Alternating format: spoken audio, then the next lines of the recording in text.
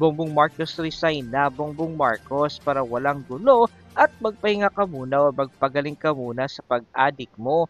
Mismong kapatid mo ang nagsabi nga adik ka. Tapos magdanakaw pa kayo. Please, Bongbong Marcos, step down now. Wala na kaming tiwala sa iyong admin, lalo na sa iyo, Bongbong Marcos. Halatang halata na talaga na ikaw ay wala ka na sa katinuan. Mabuti kung 100 billion lang ang nasibat ni Bongbong Marcos sa 3 taon na panunungkulan niya. Huwag nang magturo, Bongbong Marcos. Ikaw ang presidente, lahat ng galaw ng mga galamay mo ay permado mo. Ikaw ang pinaka-mastermind at engineer ng nakawan sa pera ng bansa, Bongbong Marcos. Mr. President, hindi mo po maibabalik ang tiwala naming hanggat kayo po ang Pangulo. Napakarami na pong hindi magagalang nangyari sa inyong pamumuno. Mas mainam po kung bumaba na lang kayo ng pusa. Totoo po yan, hanggat nakaupo si Marcos, kawawa yung mga nakakulong kasi hindi naman talaga sila ang salarin kundi si Bongbong Marcos. Nililihis lang ni Bongbong Marcos ang issue kaya sorry siya kasi walang naniniwala sa kanya. Maski ano pong pag-uusin niya sa ibang kawatan sa gobyerno, parang huli na natanim na sa isipan ng taong bayan, lalo na sa mga millennial ng Marcos, mga korap. Sayang kundi siya nagpasolusol sa mga ambisyosong politiko. Salamat. Nakakahiya na sa buong mundo, pinag-uusapan na ang mga korupsyon sa gobyerno mo. Nakakahiya sa world leaders, pinag-uusapan ka na drugs, lumalaganap ang korupsyon. End quote. Bigyan natin ng opinion, reaction itong post ni Congressman Kiko Barsaga 37 minutes ago. Pinagtatawanan niya ang PNP. Nagtatawanan. Sabi niya, wala rin si Saldico sa bahay niya sa Pasig ayon sa PNP. Baka nasa ibang bansa talaga yun. Ito, may 3 siyang love emoji ng pusa. Grabe. Tignan ko. Don Diego, mga tan-GA, PNP, NBI, alam ngang nasa ibang bansa. Zab Channel, abnormal. David Malbataan, wala talaga utak PNP, sunod-sunuran lang. Jinke Prosia, laro lang yan. Saban French, ay wala, baka sa ibang bansa nga. Robbie Ganban, dami dahilan. Ruth Carps, parang mga buhayang tangalang. Maki Alperes, grabe, napaka 60-60 tinawag dito, ikalang 8-8 sana ito eh. Napaka 8-8 naman sila, ois, grabe. Nasaan ang utak ng mga taong ito? Professional ba pa ito? Ito naman, Earl Ballesteros, take chance, sayang ang malita. Napaka daw may malita. Cathy Bautista, optics lang, drama sa news, mainstream media. Jose Leoterio, parang nasa ibang bansa na kung. Andrade Raquel, nasa Mayon Volcano nagtago. Mercy Munoz, yung umalis ng bansa tapos di na pinabalik, sabay aarestuhin daw sa mga bahay nito. Anong tawag sa ganitong mga tao? Oh. Ekned Ayumichi, may budget kasi na milyones kada raid. Mga gahaman talaga. Sofia Espada, ayusin nyo mga palabas at eksena ninyo. Dapat mga kasinungalingan nyo malapit ng katotohanan. Khalil Dilobio, wahaha, mga tulonggis talaga yan. Ebrax Santos, maang-maangan, mga tangang, masasabi lang na may ginawa sila, not buying it. So, in fairness sa mga pulis, pag nandyan ang warrant of arrest, ang pulis, isa-serve niya kung saan yung address. I believe, ang ating mga kapulisan, alam na nila na nasa ibang bansa si Saldico. Kaya lang dahil may warrant of arrest, gagawin pa rin ang pulis niyan. Sana maintindihan nyo naman ang mga ating kapulisan. Trabaho nila yan. Ngayon. So, ang una is Bonifacio Global City, sa Condo, wala. Pasig, ano pa bang susunod na pupuntahan? Lahat na known address niya dito, pupuntahan talaga yan. Trabaho ng PNP. Huwag na nating batikusin ang ating mga kapulisan. They are just doing their job. Wala silang kasalanan sa issue ng Saldico at ang Naintindihan ko ang ating mga kapulisan. So, dito tayo ngayon mag-focus sa very confident nga pahayag ng DILG Secretary John B. Cremulya na sabi niya, kahit sino, kaya kong arestuhin. Yan ang birada niya kahapon. Wow, galing ha. Talagang delikado si Saldico dahil kayang-kaya ng Secretary of Interior. Kanina, nag-press conference. Tinanong, bakit nahirapan kayong hulihin si Saldico? Ayun, umamin siya. May blow notice na ng Interpol. So, ang blow notice is gathering information kung nasaan ang isang tao na allegedly na involved sa criminal activity. So, blow notice. Sabi ng Secretary John Vic, naniniwala siya na si Saldico, he's now traveling with a different passport. So, ibig sabihin, hindi na Philippine passport. Kasi ang tagal eh. Ang tagal bago nila inisyuhan ng warrant of arrest. Ang tagal bago sila nag-request na i-cancel ang passport. So, tama si Congressman Toby Chanco. Time is the essence. Kasi nung hindi pa kumanta si Saldico, hindi pa niya inakusahan ang Pangulo ng 100 billion insertion sa budget. Ang dami nilang rason na due process, wala. Eh nung biglang kumanta si Saldico, natunugan niya na talagang lilitsunin siya. Kakasuhan siya, huhulihin siya, yun, kumanta. Kaya lang ako, naniniwala ko na bago siya kumanta noon, nag-prepare na siya. Kasi may pera siya eh. So, most likely, tama yung hinala ni Secretary John B. Cremulya. Now, he is now using another passport. At kung another passport yon, another name. Imposibleng Saldico pa rin ang gagamitin. Diba? So, I don't know, yung mukha, kung siguro parehas lang. So, it will be a very challenging job for the PNP, NBI, even Interpol na arestuhin si Saldico. Baka matulad sila sa case ni General Bantag na more than 3 years na hindi pa rin nila nahuli si General Bantag. So, baka abutan na lang ng 2028, baka hindi pa nila mahuli-huli si Saldico. So, sana, kung akong tatanungin nyo, sana mahuli na nila para magkakaroon ng hustisya. Kaya lang, kulang pa ang hustisya kung si Saldico lang.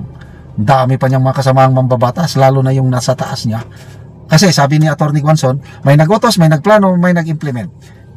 Saldico ang nag-implement. So, anong gagawin nila sa nag-utos at nagplano? Bigyan natin ng reaction, opinion, itong article na publish sa GMA News Online. Pahayag ito ni DILG Secretary John B. Cremulya. Pag-aamin niya na nahihirapan sila sa paghuli kay Saldico dahil baka ibang passport na ang ginagamit, ibang pangalan na. Wala na, mahirap na. O ito, Blue Notice versus Saldico out, SILG Cremulya. A blue notice has been issued by the Interpol against former Ako Bicol Party List Representative and House Appropriations Committee Chairman Saldico, who is facing charges in connection with the alleged anomalous flood control projects. Interior Secretary John B. Cremulya said Monday. Ngayon. Ito sabi niya, we believe he is traveling with another passport. We don't know if he is using another name. So, bine-verify pa namin. The blue notice is out. Yan po ang pahayag ni Secretary Cremulya sa press conference nung tinanong bakit nahihirapan sila na huliin si Saldico. Ano ba ang blue notice? A blue notice is for the collection of additional information about a person's identity, location, or activities in relation to a criminal investigation. So, hindi pa ito red notice, hindi yung nagpapatulong nga arestuhin. They are still gathering information. Kasi nga, may duda sila, ang gobyerno natin, na ibang passport, ibang pangalan na ang ginagamit ni Saldico. Okay. Ano pa? Cremulya said authorities are expecting a red notice against Co will be issued soon following the issuance of an arrest warrant against the former lawmaker. Sabi niya, now that we have the arrest warrant, The red notice can be outed. Then, we will further determine kung nasaan talaga siya. Hindi nila alam kung nasaan. A red notice is a request to law enforcement worldwide to locate and provisionally arrest a person pending extradition, surrender, or similar legal action according to Interpol. So ngayon, dahil hindi pa nila alam kung talagang nasaan si Saldico, kaya blue notice lang muna. Okay. So, ito yung update tungkol sa mga nabigyan na ng warrant of arrest nga under custody na. Number 1, Gerald Pacanan, DPWH Regional Director. I think nag-surrender ata ito. Jean Ryan Altea, DPWH Assistant Regional Director. I believe sa Bulacan. I'm not sure. Parang Bulacan ito. Ruben Santos, DPWH Assistant Regional Director. Tatlo na yan. Dominic Serrano, DPWH Chief, Construction Division Bids and Awards Committee Chairperson. 4. Felizardo Casono, DPWH Project Engineer 3. 5. Juliet Calvo, DPWH Chief Maintenance Division. Lerma Caico, DPWH Accountant 4. Dennis Abagon, DPWH OIC Chief Quality Assurance and Hydrology Division. So yan, ilan yan? 8. According to Rimulya, 4 respondents are believed to be abroad. According to including the following. Siko, last seen in Japan.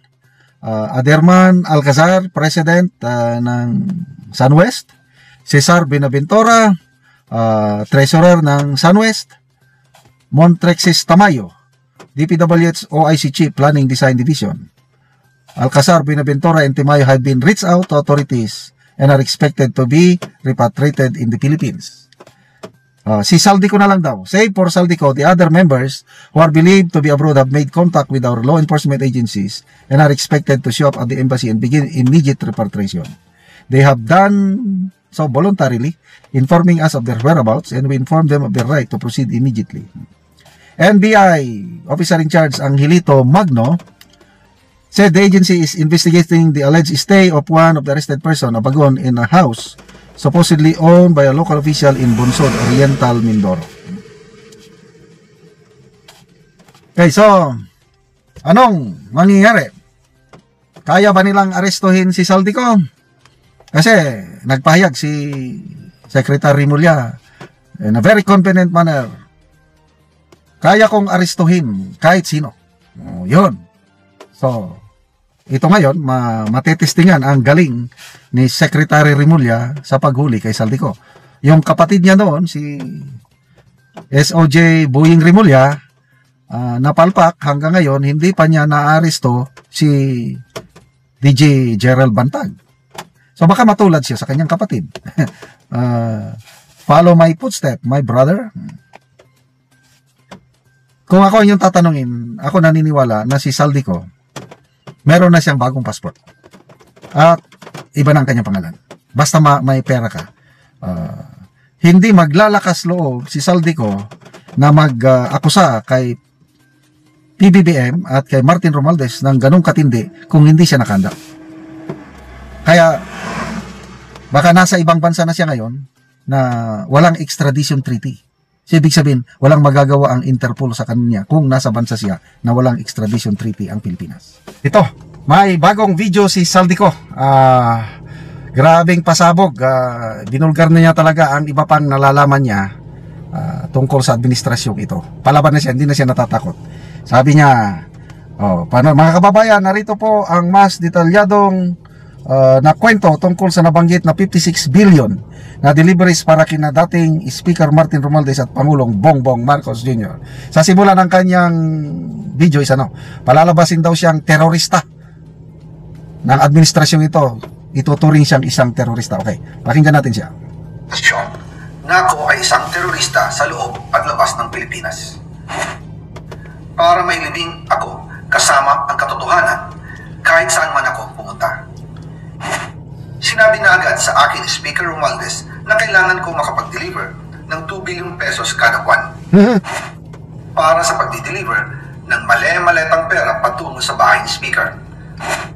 Ang sinabi mismo ni Speaker Martin sa akin na hati sila ni Pangulong Marcos sa perang yon para gamitin bilang bagsakan at imbakan ng pera mula sa mga SOP, koleksyon at deliveries na para sa Pangulo.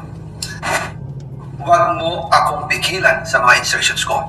Huwag ka nang makialam sa budget. Ang gusto niya ng 50 billion pesos na insertion. Ngunit ang sagot ng Pangulo, humingi ka ng bago or dagdag na insertions. Part 1 ulit. Magandang araw po sa inyong lahat. Bago ko ipagpatuloy ang aking paliwanag, nais ko munang magpasalamat sa inyo. Maraming salamat sa inyong bukas na isipan, sa inyong pasensya, at sa pagtanggap ninyo sa mga impormasyong aking ibinabahagi. Yes, naniniwala kami. Hindi madali ang mga paksang ito. Mabibigat at mahirap tanggapin. Hindi po ako makauwi dahil malaki ang banta sa buhay ko. Ngayon naman, ay meron kaming natanggap na balita. Papalabasin ng administrasyon na ako ay isang terorista sa loob at labas ng Pilipinas. Para mailibing ako kasama ang katotohanan kahit saan man ako pumunta. Pero mahalagang malaman ng taong bayan ang katotohanan. Muli, taos-puso akong nagpapasalamat sa inyong pakikinig.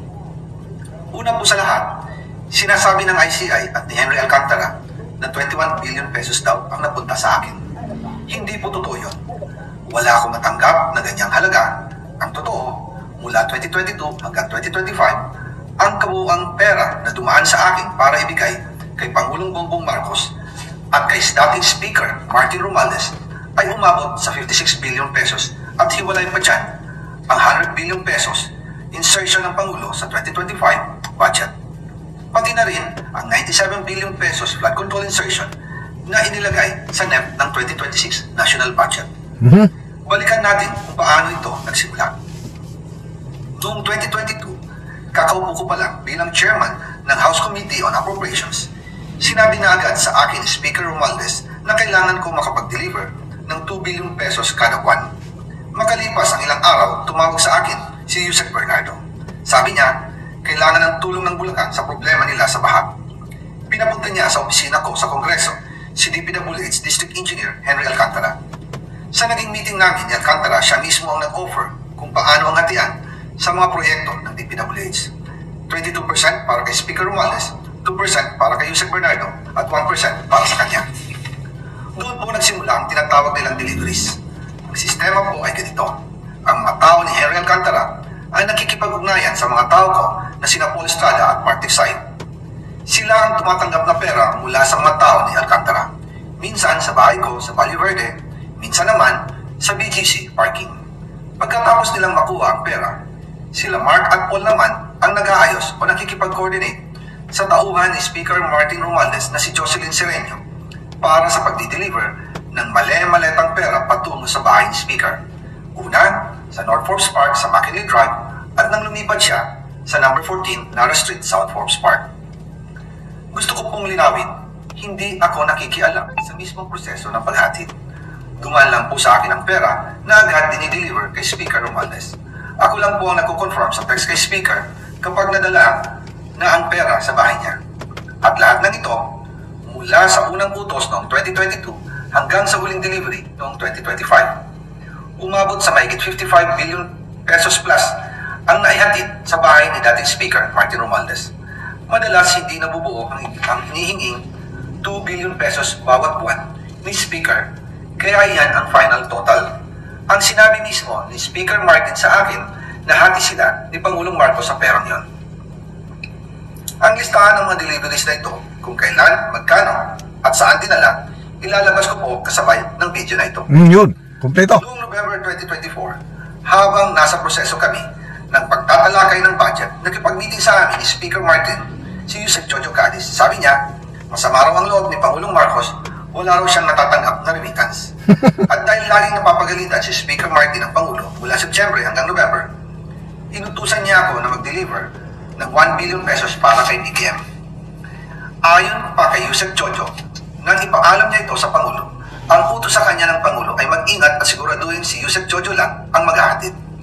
Ang instruction po sa akin ni dating Speaker Martin Romualdez ay dalhin sa number 30 Tamarin Street, South Forbes Park at ibigay kay Yusek Jojo Cadiz dahil ito raw ang draft of point na malapit sa bahay ng Pangulo. Sinabi rin po sa akin, Speaker Martin Romualdez, na si PBBM ang nag-utos sa kanya na bilhin ang bahay sa number 30 Tamarind Street para gamitin bilang bagsakan at imbakan ng pera mula sa mga SOP, collection at deliveries na para sa Pangulo.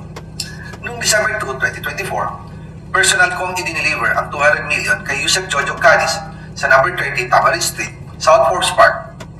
Ayon sa kanya, dadalhin daw niya ito sa bahay ng Pangulo sa number 41 Nara Street, South Forbes Park. Kasunod dito, noong December 5, 2024, muli akong nag-deliver ng 800 million sa parehong address at Yusek Jojo Cadiz pa rin ang tumanggap. Sabi niya, iyon naman ay dadalhin sa bagong bahay ng Pangulo sa South Forbes Park. Sa kabuuan, 1 billion pesos ang personal kong naihatid. Ako mismo ang nagbigay ng pera, kasama ang aking driver at mga tauhan. At lahat ito ay base sa direktang utos ni Speaker Martin Romualdez. At dyan po nabuo ang kabuuang halagang 56 billion na ipinadala mula 2022 hanggang 2025. Pero kahit na na-deliver na ang 1 billion pesos para kay Pangulong Marcos at kahit na naisama na rin sa 2025 budget ang 100 billion pesos insertion sa pamamagitan ng BICAM Committee, ayon mismo sa utos ng Pangulo, nagagalit pa rin daw si BBM.